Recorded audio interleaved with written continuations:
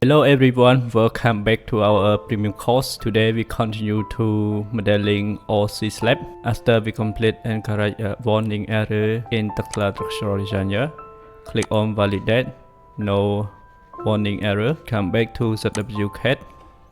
The OC slab thickness 120, 150. We will override slab thickness 150. Now come back to the TSD model slab on beam. Use the select base. After you complete modeling concrete column and beams, so you can use the option by using select base. Base you can select.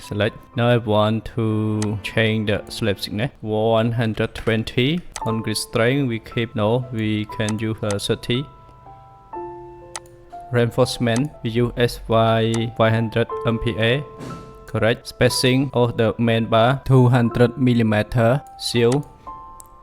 Concrete slab 12 cm. Okay.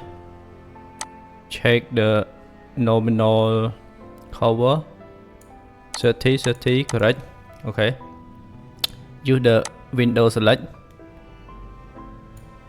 Complete. Very easy. Other way you can using slab on beam and tick select base. Click